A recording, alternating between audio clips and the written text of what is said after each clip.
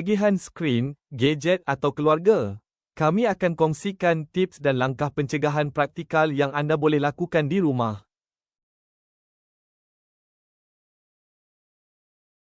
Ketagihan gadget adalah satu keadaan psikologi di mana seseorang menggunakan peranti digital secara berlebihan hingga hilang kawalan dan menjejaskan kehidupan seharian.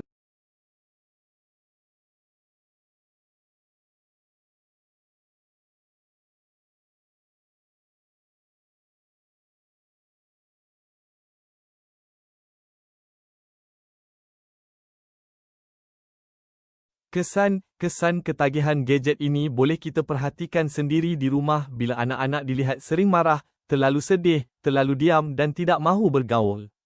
Ini tanda-tanda kemahiran sosial anak anda semakin merosot dan perkembangan otaknya terganggu. Ada dua langkah pencegahan yang boleh dilakukan di rumah bagi mengelakkan ketagihan gadget dalam kalangan kanak-kanak. Langkah pertama adalah dengan menetapkan waktu tanpa peranti atau zon bebas gadget semasa makan malam bersama. Inilah peluang untuk menghayati momen bersama keluarga tanpa gadget.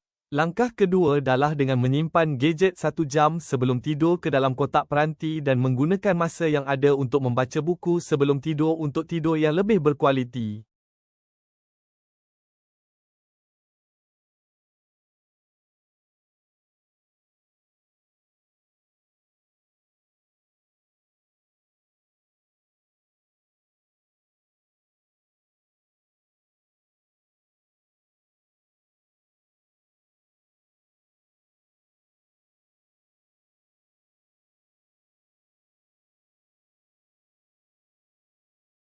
Gadget pada masa ini adalah satu keperluan.